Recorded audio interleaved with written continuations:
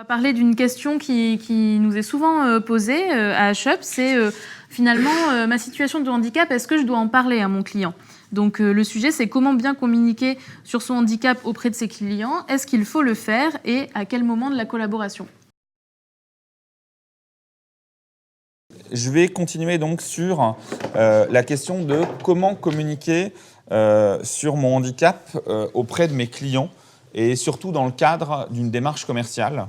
C'est une question qui nous est souvent posée chez T-Business parce que vous êtes assez nombreux en fait à vous poser cette question-là et à juste titre parce que on est partagé entre la volonté de se dire je suis, comme le dirait le slogan de HUP, handicapé sûrement, mais entrepreneur avant tout.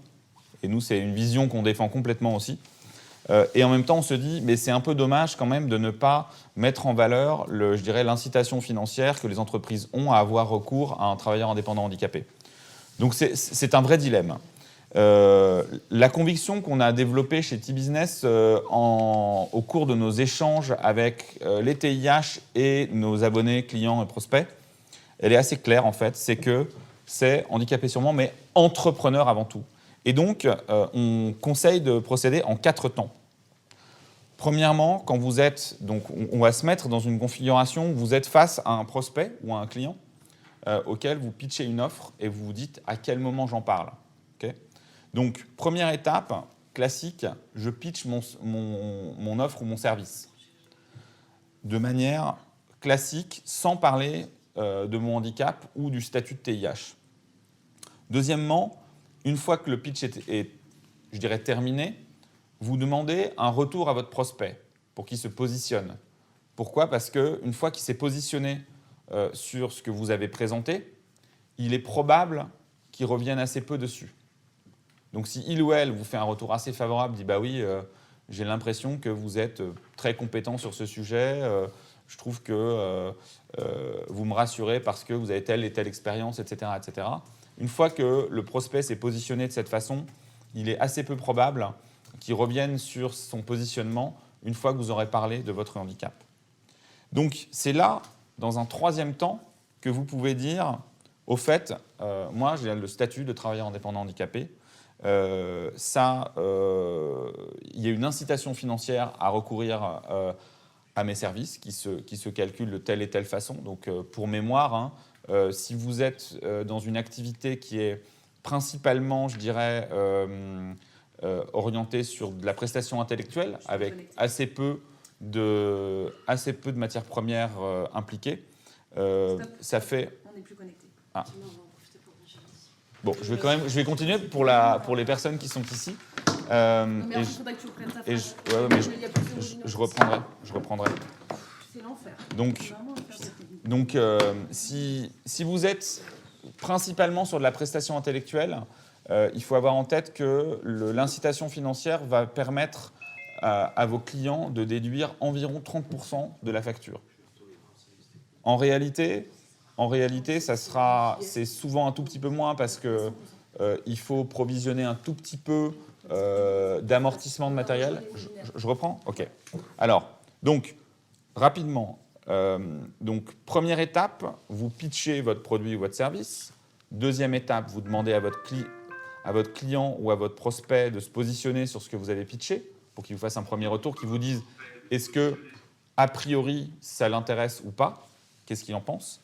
Et puis, dans un troisième temps, une fois seulement que votre client ou votre prospect s'est positionné sur votre offre, vous pouvez parler du statut de TIH. Pourquoi? Parce qu'une fois qu'il s'est positionné, il y a peu de chances pour que, ou en tout cas, très peu de prospects ou de clients vont dire « ah ben non, vous êtes TIH, finalement, je ne vais pas recourir à vos services ». Ça risque ça se produit quasiment jamais. Donc, et quand ça peut se produire.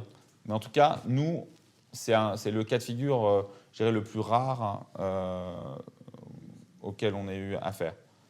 Après, en tout cas, si vous le dites d'emblée, ça peut biaiser. En fait, ce qu'on veut éviter, c'est de biaiser le débat.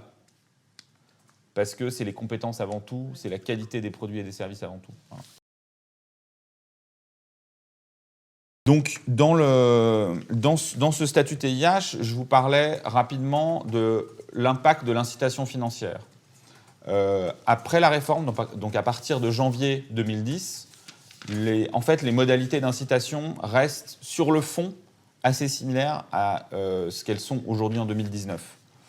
La modalité, le calcul de la monnaie d'échange change, puisque jusqu'à la fin de cette année, c'est les UB qui servent de monnaie de valorisation. À partir de janvier 2020, ça sera des euros, donc ça sera plus simple. Le mécanisme est assez simple. Vous faites une facture de X euros, admettons de 1000 euros. Le client règle la facture et ensuite, quand il paye sa déclaration, quand il paye sa contribution handicap donc à la GFIP, si c'est une entreprise de statut privé, il va déduire de cette contribution une partie de votre facture. Si vous êtes sur de la prestation intellectuelle, je dirais quasiment pure, il va pouvoir déduire jusqu'à 30% de votre facture. Si dans les 1000 euros que vous facturez, et là je m'adresse notamment à celles et ceux d'entre vous qui font intervenir beaucoup de matières premières, si quand vous facturez 1000 euros, il y a 500 euros de matières premières et 500 euros de prestations de services, vous allez déduire la moitié de 30%, donc 15%, hein, pour faire court. Voilà, donc ça c'est l'incitation financière. Et ensuite, le quatrième temps de nos recommandations en termes de comment parler de son handicap, c'est, dans un quatrième temps, parler de vos besoins spécifiques. Votre handicap entraîne probablement des besoins spécifiques. Vous n'avez pas forcément envie d'évoquer votre handicap, et d'ailleurs, rien ne vous y oblige. Et nous, on est complètement convaincus par ça, donc là n'est pas la question. Mais la question, c'est quels besoins spécifiques est-ce que votre handicap peut entraîner? Et donc, le fait d'en parler, ça a au moins deux vertus. La première, c'est que ça va vous mettre dans des situations favorables et adéquates pour délivrer votre produit ou votre service. Et la deuxième, c'est que ça va, entre guillemets, casser l'appréhension qu'il peut y avoir pour beaucoup d'entreprises à travailler avec un travailleur indépendant handicapé. Parce qu'on sait très bien que dans beaucoup d'entreprises, le handicap entraîne de l'appréhension parce que les gens ne sont pas habitués, de par leur cadre personnel ou professionnel, à travailler avec des personnes en situation de handicap. Donc nous, chez T-Business et chez H-Up, je crois pouvoir le dire aussi, on est adepte d'évoquer les sujets de besoins spécifiques de manière assez directe, parce que si ça vient de vous, les clients et les prospects seront probablement plus en confiance. Ils vont se dire, voilà quelqu'un qui sait parler vrai, qui sait aborder les questions qu'on se pose tous, et si vous vous êtes préparé à l'aborder, vous le ferez proprement, entre guillemets, vous le ferez en maîtrisant ce que vous avez envie de partager ou non sur votre situation de handicap, et c'est très probablement la meilleure façon de faire. Donc, je vais récapituler, comme Laura l'avait fait fort bien la fois d'avant. Comment parler de mon handicap dans une situation de relation commerciale naissante ou établie. 4 étapes. La première, c'est faire la présentation de votre offre de service ou de produit. La deuxième, c'est demander un retour à votre prospect ou à votre client pour comprendre si ça l'intéresse. Une fois que vous savez si ça l'intéresse, déjà, vous serez assez bien renseigné sur les perspectives, mais parler du statut de TIH et de l'incitation financière. Et quatrièmement, évoquer les besoins spécifiques que vous aurez pour délivrer votre produit ou votre service dans de bonnes conditions. Nous a rejoint Sylvie Kasmarek, qui est directrice des projets à la Fondation Handicap Malakoff-Médiaïque. Je vais lui laisser la parole sur ce que fait un petit peu la Fondation sur le sujet du handicap et pourquoi ce soutien à H-Up et T-Business.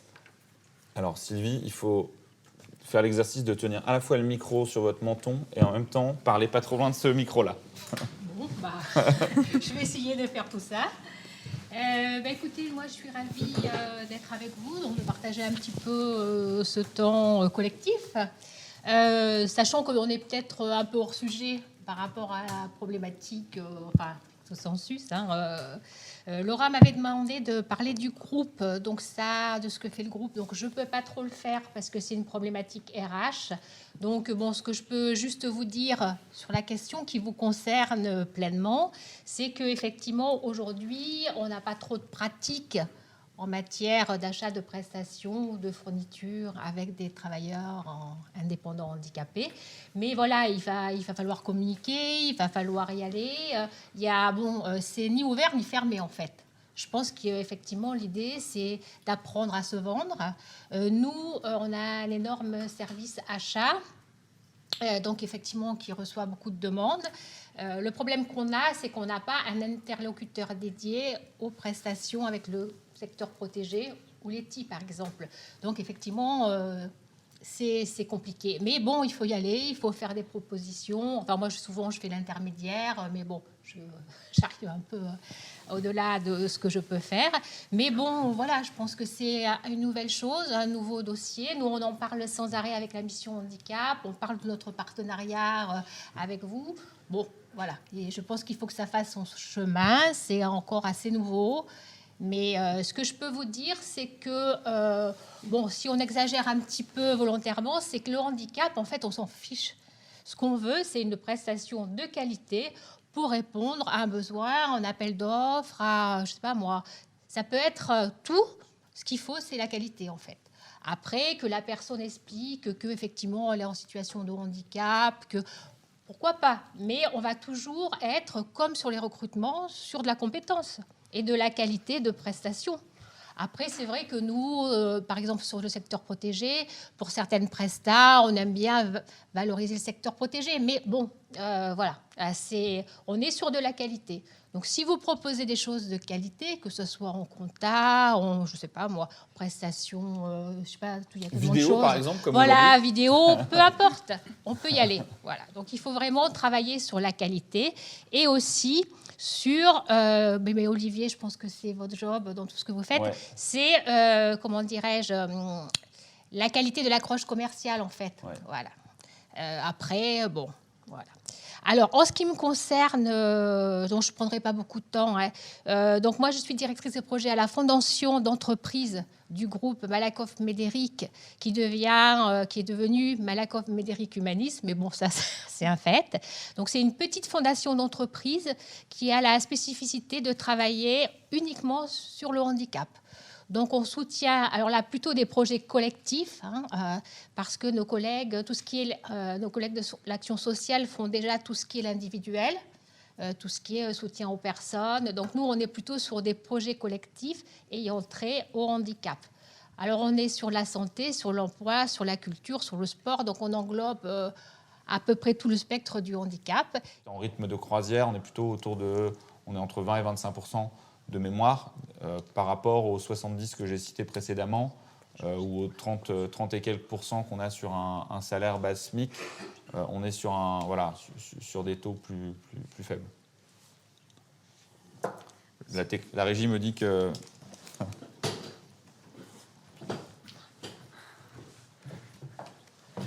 Donc merci à tous. On en vient à la conclusion de ce webinaire. On a commencé en retard, mais on finira à l'heure de notre retard. J'espère que vous m'avez suivi là-dessus. Déjà pour remercier tous nos intervenants. Donc Civica Smarek, directrice des projets de la Fondation Handicap Malakoff-Médéric, merci à toi. Merci beaucoup pour ta participation à ce webinaire. Olivier, Arnaud Blanchard, directeur général de TIH Business, et Marie pour son interprétariat en langue des signes et pour la plateforme Vouloir dire, qui est notre grand partenaire sur l'interprétariat en langue des signes. N'hésitez pas à faire appel à eux, à leur service. Ils sont ultra réactifs. Et nous, à Shop, évidemment, on les recommande. Ça, c'est de la pub. Donc, merci. Comment on dit merci ? Merci. Merci à vous. Merci beaucoup.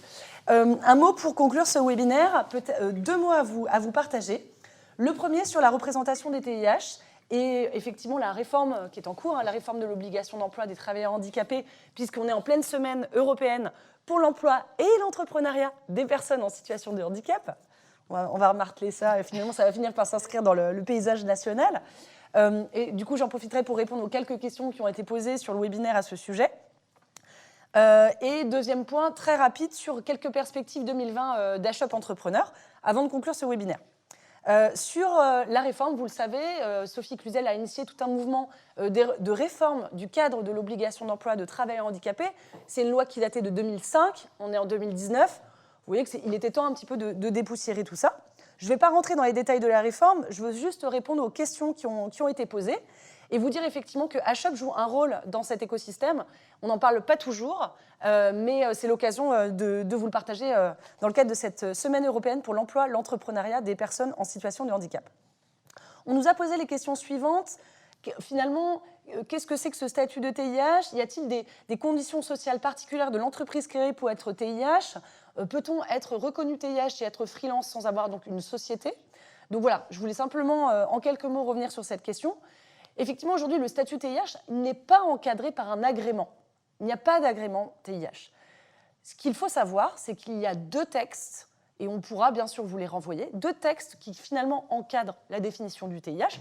C'est finalement 2 sources juridiques qui, à elles 2 combinées, donnent le statut de TIH.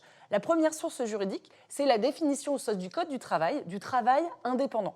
C'est quoi le travail indépendant? Il y a une définition très précise du Code du travail, on pourra vous redonner l'article, qui définit ce que c'est que le travail indépendant. Ça, c'est le premier point. Et donc la deuxième source juridique, c'est une source qui définit ce que c'est que la reconnaissance de travailleurs handicapés. Il y a aujourd'hui 6 justificatifs, l'ARQTH, mais pas que, je ne veux pas essayer de toutes les énoncer, mais donc 6 justificatifs administratifs qui donnent lieu à ce qu'on appelle la reconnaissance de travailleurs handicapés. L'ARQTH en est une parmi les 6. Et donc c'est finalement la combinaison de ces 2 critères qui ont chacune leur source juridique qui fait que vous êtes ou non TIH. Ça, c'est le premier point. Pour répondre à la question donc, du coup, du statut social du travailleur indépendant handicapé, finalement, ça embrasse plein de cas de figure. On peut être micro-entrepreneur, freelance à son compte sous statut BNC, bénéfices non commerciaux. On peut être dirigeant d'une société commerciale et être TIH. Finalement, ce qui est important, c'est bien de finalement répondre aux 2 critères, être effectivement travailleur indépendant au sens de la définition du Code du travail et bénéficier de l'une des 6 justificatifs qui font qu'on a une reconnaissance officielle de son handicap. Il existe bien sûr des subtilités. C'est aussi parfois du cas par cas. Il y a la notion d'être gérant majoritaire dans le cas où on est associé à plusieurs. Il faut que la personne qui a une reconnaissance TH soit le gérant majoritaire ou l'actionnaire majoritaire de la société pour que ce statut de TI fonctionne. Il y a quelques petites subtilités. Ce que je vous propose, c'est qu'effectivement, au cas par cas de vos questions, notre partenaire principal sur cette question du statut TIH, c'est e-business. C'est aujourd'hui la première plateforme nationale qui délivre ce label de tiers de confiance pour labelliser les professionnels TIH auprès des entreprises comme étant vraiment des TI au sens de la loi. Donc n'hésitez surtout pas à faire appel à TIH Business, puisque c'est votre partenaire, ce tiers de confiance, qui, gratuitement, pour les professionnels TI, délivre ce label. Puisqu'il n'existe pas d'agrément, on est sur cette notion de qualité et de label. Et donc, je vous engage évidemment à rejoindre la plateforme TIH Business, qui est totalement gratuite et qui délivre ce label. C'est là tout son intérêt, d'ailleurs, notamment. Un des intérêts, bien sûr. Voilà, ça c'est donc pour répondre sur la question du statut. La deuxième question qu'on nous a posée, c'est oui, mais avant, dans la loi, il y avait cette notion de nombre de salariés dans l'entreprise dirigée par le TIH. Effectivement, jusqu'au 31 décembre 2019, votre capacité à émettre des unités bénéficiaires à travers vos factures, elle pouvait être minorée, je ne vais pas rentrer dans le détail, par le nombre de salariés que vous avez dans votre entreprise. Je prends un exemple, je pense qu'elle sera d'accord pour que je donne cet exemple.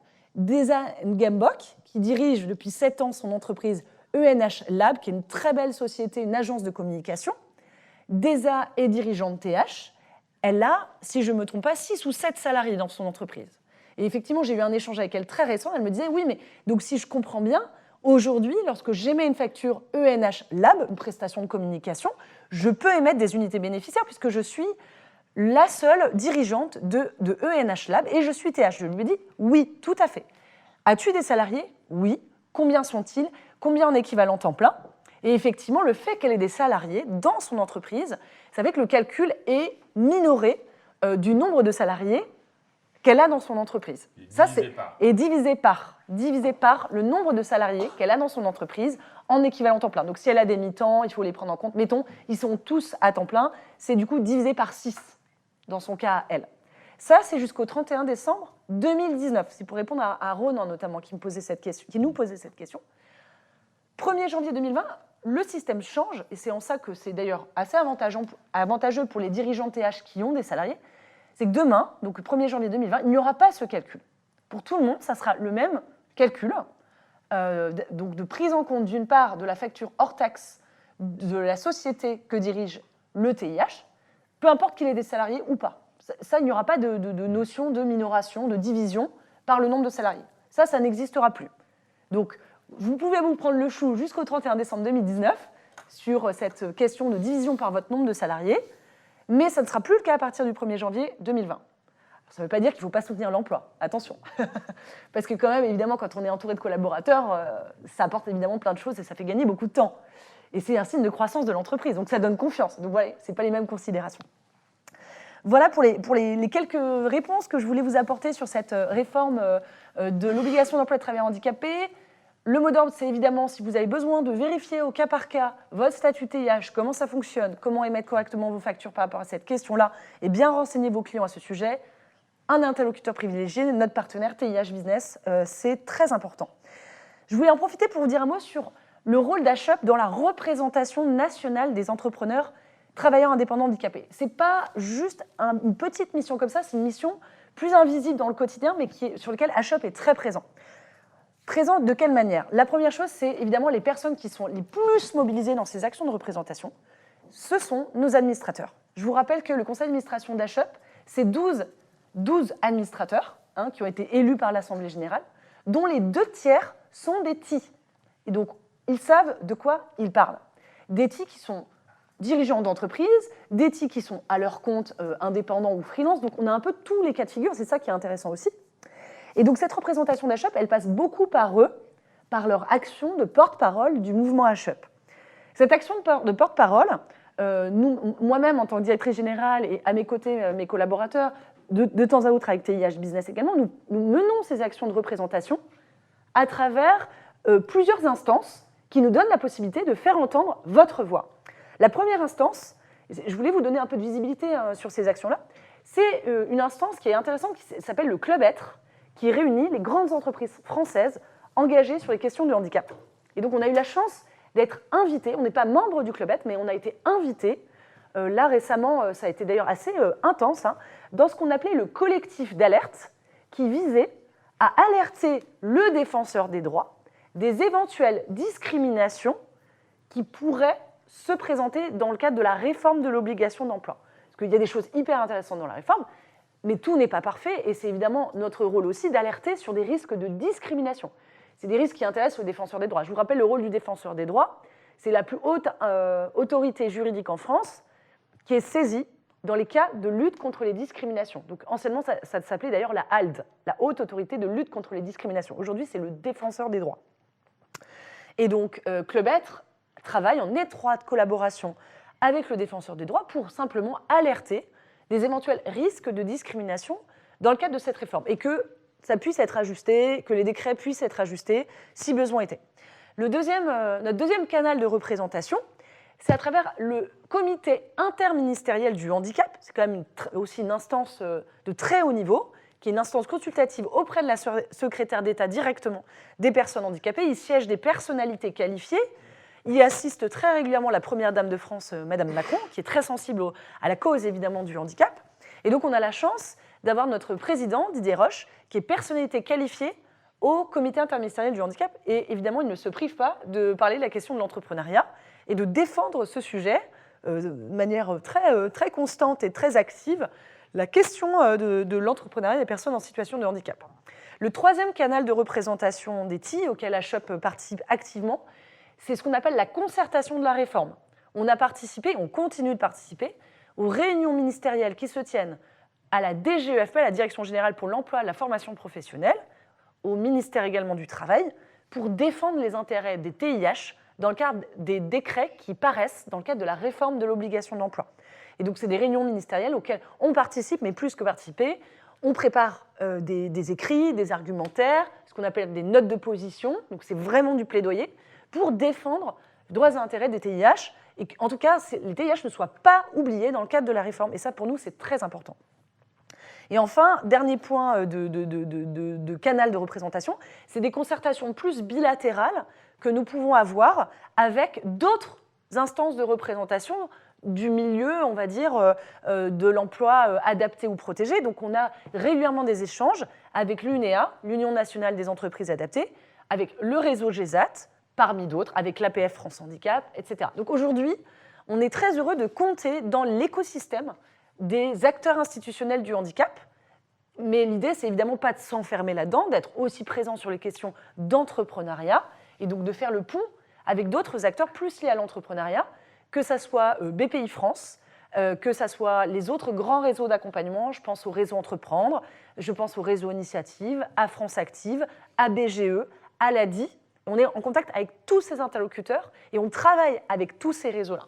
Et on fait plus que travailler, hein, c'est vraiment, on est dans le concret. Donc voilà, c'était simplement pour vous donner un petit peu de visibilité sur le rôle d'HUP dans cette représentation des TIH et la représentation même du sujet de l'entrepreneuriat des personnes handicapées. Encore une fois, HUP et son partenaire T-Business, on est les seuls à porter ce sujet en France et on compte bien continuer à militer et à être très présent partout où ça sera nécessaire pour porter ce sujet. Voilà pour la représentation des TIH. Et le mot que je voulais vous passer, c'est que donc, plus que jamais, maintenant, c'est hyper, pour ceux qui souhaitent s'engager sur ces questions de représentation des TIH, plus que jamais, c'est important d'être adhérent à HUP.